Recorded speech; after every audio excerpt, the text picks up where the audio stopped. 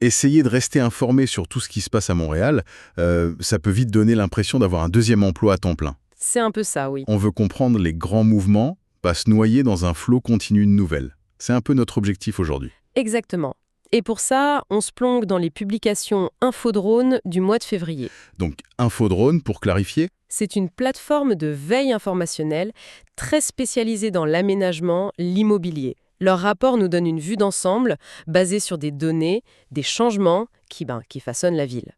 Notre mission, c'est de décortiquer tout ça. c'est ça. On va regarder comment la ville se transforme physiquement, des grands projets aux plus petites initiatives de quartier. On va aussi aborder les efforts pour une ville plus verte. Absolument. Et la tension, toujours présente, sur le marché immobilier, et puis les nouveautés qui animent la scène culturelle. C'est parti pour une analyse de ce qui fait bouger Montréal. Allons-y. Alors, en parcourant les rapports, il y a un thème qui saute aux yeux tout de suite. Lequel? C'est l'attention immense qui est portée aux espaces publics. On dirait qu'il y a une réflexion collective sur la façon dont on veut vivre la ville au quotidien. C'est un excellent point de départ. Ce qui est fascinant, c'est qu'on voit deux approches très différentes qui coexistent. Ah oui, D'un côté, on a l'exemple de la place Sablière dans la Petite Bourgogne. Ça n'a pas commencé avec un grand plan directeur. Pas du tout. En 2019, l'arrondissement a simplement fermé une rue. Une expérience. et c'est devenu un lieu de vie essentiel pour le quartier, de manière complètement organique. Voilà. Et à l'autre bout du spectre, on a le projet du nouveau square public dans Tétroville. Dans Merci Hochelaga-Maisonneuve, oui, Là, c'est beaucoup plus planifié, plus délibéré. précisément. Le projet Tétroville, c'est un investissement structuré. On parle de mobilier urbain, des bancs, des tables, des jets d'eau, des brumisateurs et beaucoup de verdure. Et on a des dates pour ça. Oui, les travaux doivent débuter au printemps 2025 pour une livraison en septembre. C'est l'approche, disons, top-down. La place Sablière, c'est du bottom-up. Ce qui amène la question, est-ce qu'il y a une approche meilleure que l'autre? Est-ce qu'on doit tout planifier de A à Z? Ou Ou simplement créer les conditions pour que ça émerge. c'est ça? Je pense que la réponse des rapports, c'est qu'on a besoin des deux. L'approche planifiée assure une certaine équité pour que des quartiers comme Tétroville reçoivent des investissements de qualité. Et l'approche organique? Elle permet une appropriation par la communauté qui est inestimable. La vitalité d'une vie se trouve probablement dans cet équilibre entre l'intention et la spontanéité. Et cette transformation, elle ne se limite pas au parc. On le voit aussi avec des lieux commerciaux iconiques. L'exemple de l'ancien magasin Archambault au coin de Sainte-Catherine et Véry est frappant. Absolument. L'arrivée d'un magasin Empire, spécialisé en skate et en snowboard, à cet endroit précis, ce n'est pas juste un changement de locataire. Non, c'est plus profond. C'est un marqueur culturel. On passe d'un symbole de la culture grand public québécoise, la musique, les livres, à un temple de la contre-culture. On pourrait presque y voir une métaphore de l'évolution du centre-ville, non? Au lieu de viser une seule grande clientèle, on cible maintenant une multitude de communautés plus spécifiques. C'est une excellente lecture de la situation. On passe d'une artère commerciale monolithique à un écosystème de niche. Tout à fait. Et en parallèle, il y a les infrastructures plus discrètes, les os de la ville, qui évoluent aussi. Oui, comme le nouvel accord avec le Canadien Pacifique pour un passage à niveau dans Montréal-Est. Ça semble très technique, mais ça change la vie des gens. C'est l'infrastructure qui doit rattraper le développement. Et en parlant de planifier le développement, le cas du nord de l'île Bizarre est fascinant. Le fameux PPU. Oui, l'arrondissement vient d'adopter un plan particulier d'urbanisme. Quand j'entends ça, plan particulier d'urbanisme, ça sonne à la fois très bureaucratique et très ambitieux. Est-ce que ça a un réel pouvoir? C'est la question cruciale. En théorie, un PPU, c'est un plan directeur qui établit une vision cohérente. Pour l'île Bizarre, ça vise à encadrer l'ajout de logements et le développement économique. Mais son vrai test, c'est l'équilibre. L'équilibre entre construire et préserver, exactement. Le plan insiste sur la protection du patrimoine et des vastes espaces naturels de l'île, tout en intégrant une mobilité durable. Et c'est là que c'est difficile. On l'a vu ailleurs, les résidents craignent que développement soit un autre mot pour densification à tout prix. Tout à fait. Mais ici, le PPU met l'accent sur une intégration, disons, douce. Pas de tour d'habitation, l'idée est de guider une croissance qui préserve l'identité du lieu. Le succès dépendra de la rigueur avec laquelle ces principes seront appliqués. C'est un engagement sur le long terme. Vraiment. Cette idée d'équilibre est une transition parfaite vers notre deuxième grand thème, la poussée verte, la durabilité. On voit que ça se joue vraiment à toutes les échelles. Oui, et l'exemple le plus emblématique, c'est sans doute le parc du Mont-Royal. Les efforts de verdissement, qui ont eu un élan avec la COP15, vont bien au-delà de la simple plantation d'arbres. C'est plus que ça. Beaucoup plus. Le but, c'est de renforcer la biodiversité, de restaurer des zones dégradées par l'érosion. C'est une vision de gardien à long terme pour le poumon de la ville. Ça, c'est le projet phare. Mais ce qui est encourageant, c'est de voir des actions très concrètes, à l'échelle de la rue, comme les nouveaux casiers à vélo sur la rue Fleury. Oui, à l'intersection de Chambord, exactement. Ça peut sembler mineur, mais c'est fondamental. La peur du vol, c'est un frein majeur. C'est un des plus grands freins, oui. En installant des casiers sécurisés, on lève un obstacle très tangible. C'est une micro-intervention avec un macro-impact potentiel. Et en parlant d'innovation, une des trouvailles les plus surprenantes dans les rapports. Laissez-moi deviner. La ferme verticale. Oui, à Aounsic. N'est-ce pas incroyable? Une ancienne usine de textile transformée pour cultiver des fraises. À l'année. C'est un cas d'école. Totalement. On donne une nouvelle vocation verte à un bâtiment industriel.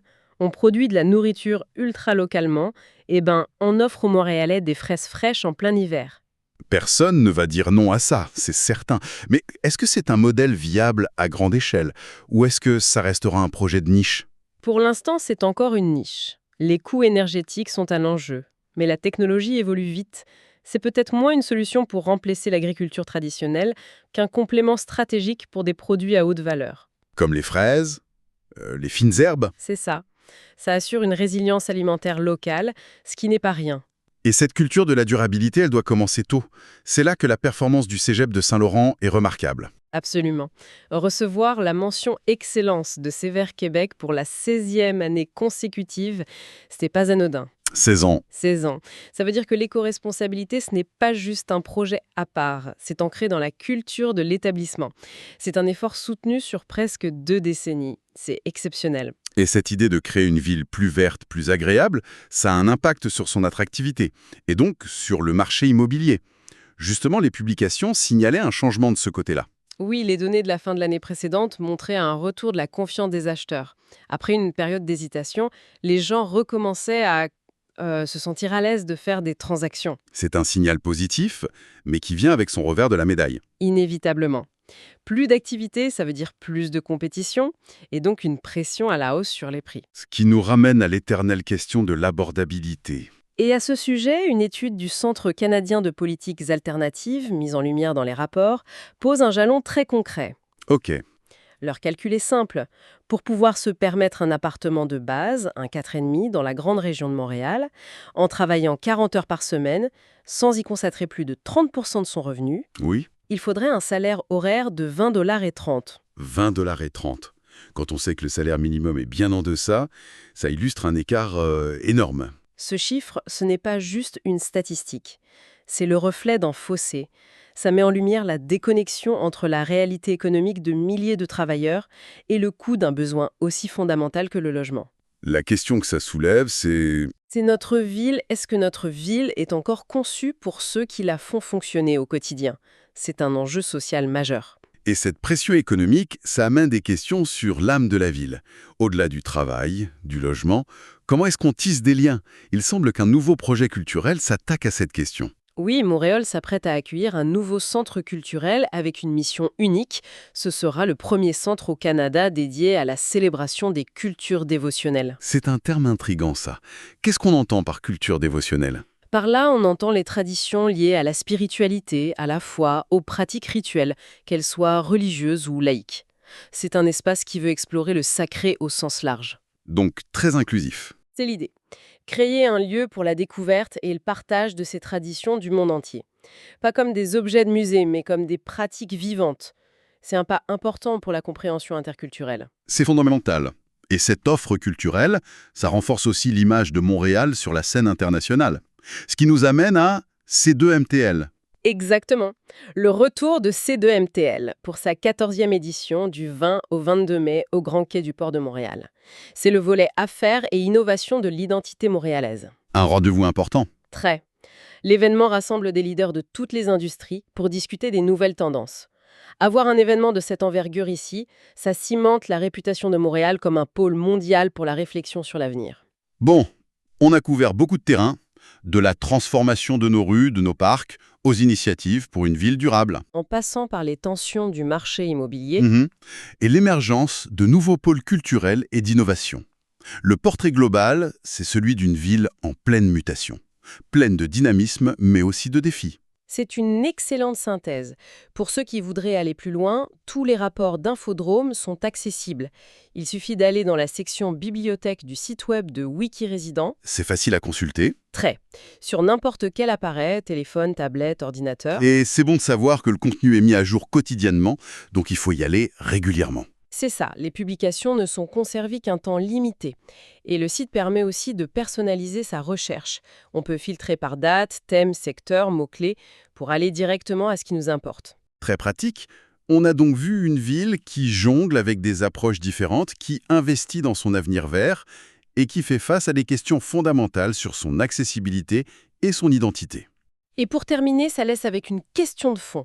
Comment toutes ces initiatives à première vue disparates, un square à Tétroville, une ferme de fraises, un centre culturel, comment est-ce qu'elles se connectent? Hmm.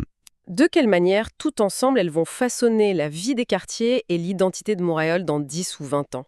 C'est l'impact cumulé de tous ces changements, petits et grands, qui dessinera le visage de la ville de demain.